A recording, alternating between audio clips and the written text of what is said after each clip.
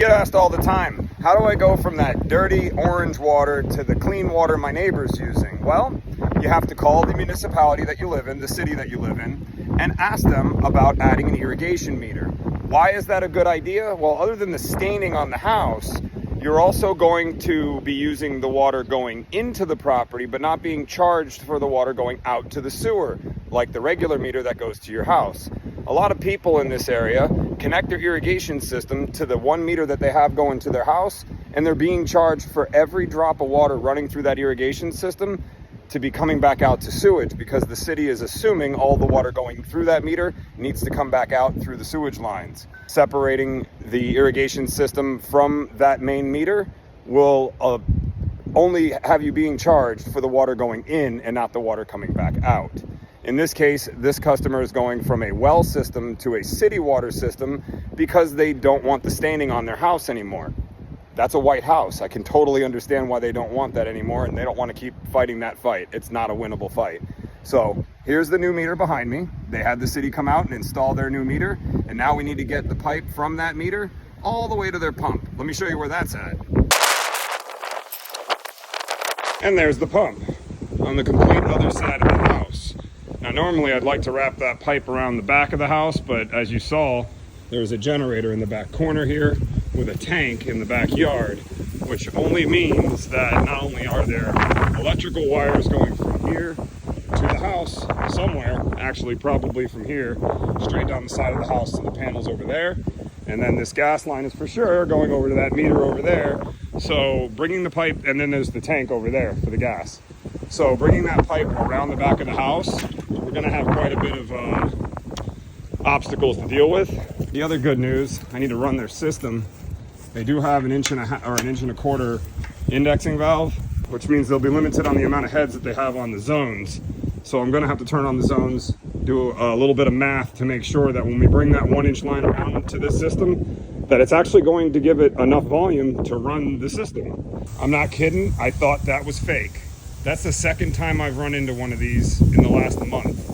That's awesome. All right, I got to get back to my counting of the gallons to make sure that what we're trying to do here works. For easy math, let's say that all of these sprinkler heads are using 1.5 gallons a minute. 17 times 1.5 is, quick little math in my head, that's 22 gallons a minute.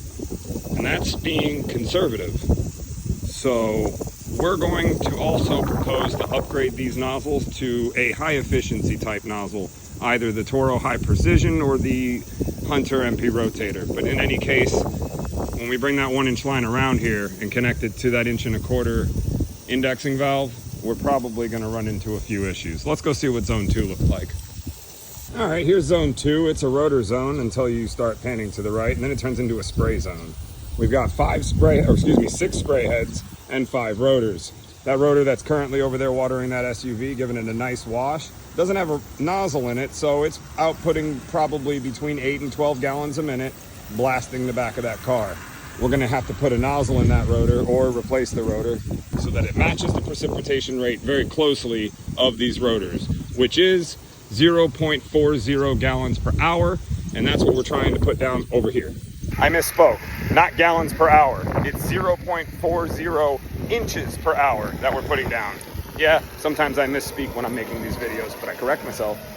Oh, what do you know? Zone 3 has 17 heads on it as well. We're also going to be proposing to upgrade these nozzles to something more efficient than what we have here, so it will build pressure in the pipe by reducing the volume of water coming out of the sprinkler heads. That's the only way we're going to be able to hook up a 1 inch pipe to a system feeding an 1.25 inch line. All right, let's go see what zone 4 does. I know it's going to come on the other side of that driveway over there. Let me know in the comments if you like these kind of videos where I'm explaining how my head is thinking about how I'm going to fix these problems. I shouldn't be surprised. There's 17 heads on this zone as well, and they're mixed just like the other one was. Half of the heads, or more than half of the heads, are spray heads. 5 of them are rotors in the backyard, so we're going to upgrade the nozzles on this zone as well to MP rotators. So I'm probably not going to be using the high precision nozzles on other zones because I'd like to keep everything looking the same. I'm probably going to do MP rotators throughout the property, in addition to the original reason why they called us out here, which was to connect their new meter that they just had installed to their existing well system, getting rid of the well pump altogether so that they stop using the well water. We want to make sure that this is going to work when we're done, so we're also going to propose those nozzles. In addition to that, they're hooking up to a city water connection.